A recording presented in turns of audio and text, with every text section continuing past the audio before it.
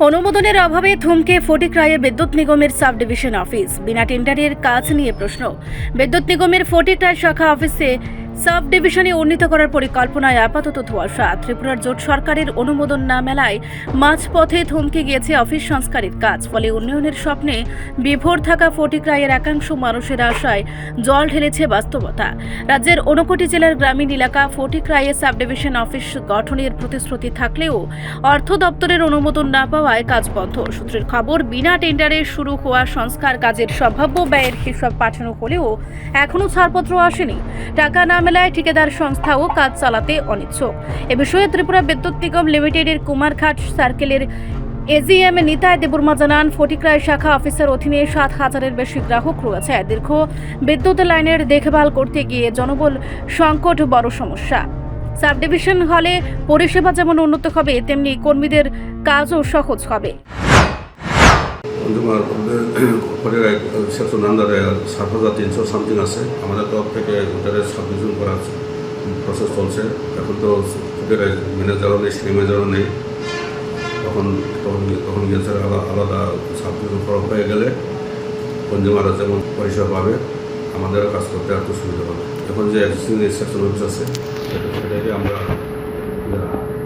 Renovation করে করার চেষ্টা করছি। এখনও কাজ চলছে। এটা সাবডিভিশন ডিক্লেয়ার হয়ে গেলে এটার কাজ তাড়াতাড়ি হয়ে যাবে। অথরিটি আমাদের এটা কাজ শুরু করা হয়েছিল, কিন্তু অ্যাকর্ডিংলি আমরা কাজও শুরু করেছি। এর মধ্যে আমরা এস্টিমেট পাঠাইছি 8,00,000 সামথিং টাকা। আমরা এখন অ্যাপ্রুভ পাইনি। অ্যাপ্রুভ না পাওয়ার কারণে যে এজেন্সিরা আমরা এজেন্সি নিয়ে কাজ করছিলাম, ওরা এখন কাজ করতে চাইছে না। বৈদ্যুতিক করতেছি বিভিন্ন স্কিমে এক্সিস্টিং যে এসএস আছে ওদের পরিবর্তন আমরা এটি বল লাগাচ্ছি। প্রায় আমাদের এখন 800 মতো অলরেডি কাভার করেছি। এর ফলে আমরা সুফল পেয়েছি। কারণ হচ্ছে আগে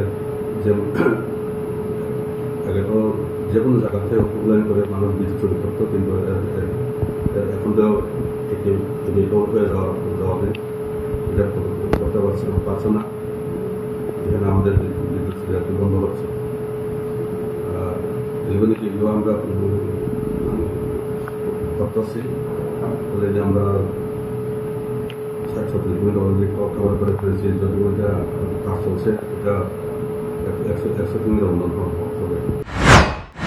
তিনি আরও জানান, কুমারঘাট ডিভিশনে আধুনিকীকরণের অংশ হিসেবে 800 কিলোমিটার এলটি লাইন এভি কেবেলে রূপান্তর হয়েছে এবং প্রায় 70 কিলোমিটার 11 কেভি এভি কেবল স্থাপন সম্পন্ন। তবে ফটিকরায় অফিসের উন্নতিকরণে অর্থের অভাব বড় বাধা। সবকিছু না জেনে কাজ শুরু করায় দায়িত্বশীলদের ভূমিকা নিয়ে উঠছে প্রশ্ন।